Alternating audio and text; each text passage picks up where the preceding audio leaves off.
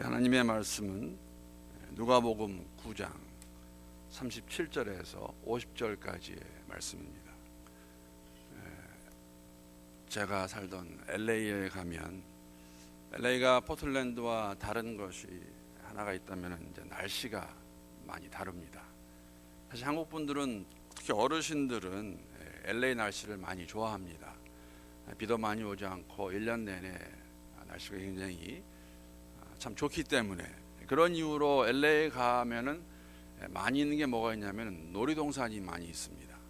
뭐 디즈니랜드를 비롯해서 유니버설 스튜디오 뭐 참 많습니다.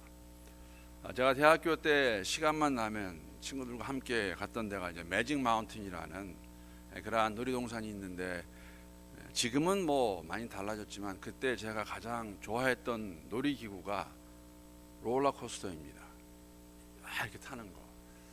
아마 거기에 대한 좋아하게 된 거는 지금도 기억나는데 제가 초등학교 때인가 한국의 그 놀이동산 중에서 이제 어린이 대공원인가 그 청룡열차라고 말하실 겁니다.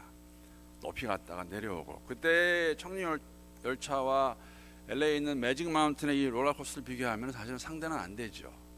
굉장히 높이 갔다가 내려오는 그렇게 재밌는 것이 올라갔다 내려오는 높은 데가 있으면 낮은 데가 있고 그러한 굉장히 즐겼던 것 같습니다. 우리가 인생을 살아가면서도 그러한 것이 있는 것 같습니다. 높이 올라갔다 있는가 하면은 내려왔다는 그러한 기분 들 때가 있고 오늘 본문에 나오는 제자들의 마음은 앞부분에 보게 되면은 롤러코스터의 이 밑부분이 아닐까 내려왔을 때 그러한 기분이 아닐까 그러한 생각을 가져보았습니다. 이유는 다음과 같습니다. 오늘 본문의 시작이 이튿날 그 산에서 내려오셨다고 이렇게 기록하고 있는데 이 전해를 보게 되면 어떠한 내용이 있냐 하면 예수님께서 베드로하고 요한과 야고보를 데리고 산에 올라가셔서 기도하시는 가운데 변화받는 그러한 내용을 기록하고 있습니다. 아마 예수님께서 산에서 기도하고 계실 때 세 제자와 다른 9 제자에게 어떤 사람이 자기의 귀신 들린 아들을 데리고 제자들이 온 것 같습니다. 그래서 와서 쫓아달라고 그러는데 오늘 40절 보게 되면은 당신의 제자들에게 내쫓아 주기를 구하였으나 그들이 능히 못하더이다 라고 기록하고 있습니다. 예수님이 없는 상태에서 아마 사람들은 알고 있었던 것 같습니다. 예수님뿐만 아니라 제자들도 이런 능력이 있다는 것을 생각하고 그렇게 믿고 그 귀신들 아들을 데리고 왔는데 제자들이 이 일을 감당치 못합니다. 그때 이들의 마음이 어땠을까? 여러분 가능해야 되는 것인데 가능치 않은 것이죠. 왜냐하면 누가복음 9장 6절에 보게 되면은 예수님께서 지난 토요일날 제가 그렇게 말씀을 드렸어요. 제 아들을 단기 선교 내보낼 때에 힘을 주셨고 능력을 허락하시고 권세를 주셨습니다. 그래서 9장 6절을 보게 되면은 제자들이 나가 각 촌에 두루 행하며 처처에 복음을 전하며 병을 고치더라. 귀신을 내어 쫓았습니다. 이들이 그 일을 감당했는데 오늘은 지금 안 됩니다. 불과 아마 시간이 많이 지나지 않았을 텐데 왜 이들이 지금 이 시간에는 이때에는 귀신을 쫓아내지 못했을까? 뭐 한 가지 생각할 수 있는 것은 예수님이 안 계셔서. 그것도 맞지는 않죠. 왜냐하면 단기 선교 나갈 때 둘씩 나갔습니다. 그 일을 감당하고 왔는데 왜 이들이 이렇게 하지 못했을까? 이 당시에 이럴 때 제자들의 마음이 어땠을까? 아마 굉장히 다운됐을 거예요. 왜 이번에는 안 되는 것인가? 지난번엔 됐는데. 여러분 제자들의 마음이 어떠한 마음이었을까? 저는 이렇게 하지 못한 큰 이유가 무엇이냐면 아직도 제자들은 예수님께서 이 땅에 오신 목적이 무엇인지 더 나아가서 예수가 누구인지 바로 이해하지 못하고 있습니다. 가장 큰 문제죠. 오늘 46절을 보게 되면은 이러한 모습을 기록하고 있습니다. 제자들 중에서 누가 크냐 하는 변론이 일어나더니 누가는 이 기록들을 함께 이렇게 묶어놨습니다. 같은 오늘 이 챕터에 나오고 있는데 지금 예수님은 죽음을 말씀하시는데 제자들은 지금 변론합니다. 누가 더 크냐? 왜 이러한 변론이 일어났을까? 그냥 함께 묶어놓은 본문을 보게 되면 이렇게 생각할 수가 있습니다. 예수님께서 왜 변화산에 올라가실 때 세 제자만 데려가셨을까? 사실 알 수는 없습니다. 왜 베드로하고 요한과 야곱만 데려가셨을까? 생각할 수 있는 것은 예수님께서 계속해서 공생의 기간 동안에 원하셨던 것은 무엇이냐면 제자들을 잘 훈련시키는 것입니다. 제자 훈련이라고 저희들이 이렇게 말하죠. 왜냐하면 예수님은 3년 있다가 3년의 공생이 끝나면 죽으실 것입니다. 이 땅을 떠나시고 난 다음에 그 일을 감당해야 될 사람들이 제자들입니다. 특히 베드로는 이 땅에 세워지는 교회의 반석이 될 것입니다. 그런 여러 가지 이유로 인하여서 아마 예수님께서 3명을 데리고 산에 갔다 오셨는데, 어쩌면 제가 항상 말씀을 드리지만 성경에는 우리가 자세한 기록들이 많이 안 나와 있습니다. 디테일하게. 여러분과 제가 12명 중에 다른 9명이었다면 어떤 마음을 가졌을까? 왜 베드로하고 요한을 야고보만 데리고 왔을까? 그런 마음 가질 수 있겠죠. 그리고 내려왔을 때에도 지금 죽음을 얘기하시는데 그들의 마음 가운데는 도대체 누가 그러면은 더 크다는 것이냐 하는 그러한 마음을 가지고 이들이 변론하지 않았나. 여러분 기억나실 것입니다. 세베대 아들들의 어머니는 세베대 아내죠. 누굽니까? 요한과 야고보. 세베대 어머니가 뭐라고 말합니까?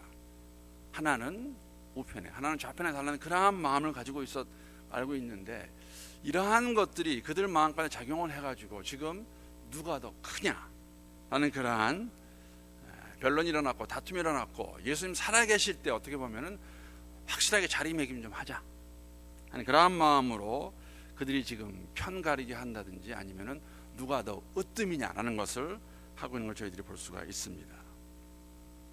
더 나아가서 여러분, 요한의 모습에서는 또 다른, 아직까지 예수님이 누구인지 이해하지 못하는 모습을 저희가 볼 수 있죠. 49절 보게 되면은 요한이 그 과정에서 이렇게 얘기합니다. 요한이 여짜오되 주여 어떤 사람이 주의 이름으로 귀신을 내어 쫓는 것을 우리가 보고 우리와 함께 따르지 아니하므로 금하였나이다 라고 말합니다. 이 어떤 사람이 누구일까 알 수 없습니다. 사복음서를 잘 읽어보게 되면은 예수님을 쫓던 사람들이 참 많이 있었습니다. 사도행전에 나오는 것 같이 바나바와 바울이 싸울 때에, 다툴 때 이유가 뭐냐면 요한 마가에 대한 것이었습니다. 요한 마가는 사도 바울과 함께, 바나바와 함께 선교여행 갔다가 집으로 돌아간 자입니다. 2차 전도여행 가면서 데리고 가야 되냐 말아야 되냐. 바나바는 한 번 더 기회를 주자. 바울은 아니다. 이런 사람 데리고 갈 수 없다. 벌써 초대교회 이런 모습이 있었으면 여러분 제자들 가운데서도 예수를 알고 믿었는데 돌아간 사람이었는지, 아니면은 그 사람 스스로가 귀신 고침 남을 받고 그 어떤 사람이 예수를 믿고 예수 이름으로 귀를 쫓아낸 건지 알 수 없습니다. 분명한 것은 요한이 모르는 사람이에요. 그 사람이 주의 이름으로 귀신을 내어 쫓는 것, 이것을 그 말이니까. 엘리야가 850명의 바알과 아세라 선지자를 다 죽여버리고 난 다음에 도망가서 죽겠다고 말했을 때, 아무도 없다고 말했을 때 예수님께서 하나님 뭐라고 그러십니까? 숨겨놓은 7,000명의 사람이 있다고 말씀하셨습니다. 여러분, 내가 모른다 그래서 이렇게 할 수 있을까? 그 사람을 요한과 다른 사람이 모른다고 해서 요한은 모르는 게 맞지요. 그래서 금하야 되겠냐고 말했을 때 50절 예수님 뭐라고 말씀하십니까? 예수께서 가라사대 금하지 말라. 너희를 반대하지 않는 자는 너희를 위하는 자니라 하셨습니다. 내가 모른다고 금하지 말라. 예수 이름으로 귀신 쫓아내는 거 그만 놔두라는 것이죠. 예수님은 이 땅에 오신 목적을 이루시기 위해서 살아가고 계시는데, 자신과 싸우고 계시는데, 왜 자신과 싸우다가 말할 수 있냐면은 겟세마네 동산에서의 기도는 예수님 스스로와의 싸움입니다. 알고 계셨습니다. 이 길을 걸어가는 것, 십자가의 죽음이 얼마나 힘든 것인데, 아버지여 하실 수 있다면 이 잔을 내게서 움직이소서. 그러나 내 뜻대로 마시고 아버지의 뜻대로 하옵소서. 지금 그러한 여정을 걸어가고 계시는데, 제자들은 지금 누가 크냐, 누가 알냐 모르냐 이런 거 가지고 다투고 있고 금하기 원하는 그러한 마음, 그러한 제자들이 예수님께서 어린아이를 데려다가 이렇게 말씀하십니다. 이 아이를 영접하는 자, 이와야 같은 자, 나를 영접한다고 말씀하시죠. 어린아이와 같은 자, 어린아이를 영접하는 자, 어떠한 모습일까? 어떠한 자가 큰 자일까? 그런 생각 해보았습니다. 어린아이와 같이 순수하고 순결하게 다른 사람을 섬기는 자들, 큰 자가 아닌가 으뜸이 아닌가. 이러한 삶을 살아가라고 저희들에게 말씀해 주고 계십니다. 사랑하는 성도 여러분, 믿음은 우리에게 주신 선물입니다. 하나님께서. 믿음은 선물입니다. 우리가 창세기 1장 1절을 믿을 수 있다는 것, 태초에 하나님께서 천지를 창조하십니다. 믿음밖에 받을 수 없다는 것이죠. 귀신을 쫓아낼 수 있다는 것, 그것도 선물입니다. 믿음의 선물이라는 것이죠.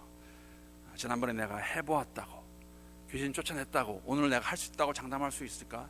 장담할 수 없습니다. 왜? 내가 하는 것이 아니기 때문에, 하나님이 하시는 것이기 때문에. 아마 제자들은 그러한 마음이 있었기 때문에 실패하지 않았나. 또 우리가 경험한 것을 가지고 그것을 주장하게 되면 자칫 잘못하면 교만해져서 하나님까지도 우리가 원하는 대로 이루시기를 그 원하는 그것으로 컨트롤할 수 있다는 것이죠. 하나님 이렇게 하셔야 됩니다. 그런 마음 가지고는 죄를 할 수 없다는 것이죠. 아마 우리는 평생을 하루하루 살아갈 때에 주 앞에 나와서 하나님 내가 죄인이고 할 수 없는 것을 인정할 때에, 그래서 주 앞에 우리가 다 올려드릴 때에만 가능하다는 것을 오늘 본문을 통해 저희들에게 보여주고 있다고 생각합니다. 오늘 하루를 살아갈 때에도 우리가 어린아이와 같이 순수하고 순결하고 또 섬기는 자의 그러한 마음으로 선한 자세로 우리 주위에 있는 연약한 사람들, 또 도움이 필요한 사람들, 우리의 이웃과 우리의 일터에서, 우리의 가정에서 잘 섬길 수 있는 그런 귀한 하루가 될 수 있기를 주님의 이름으로 축복합니다.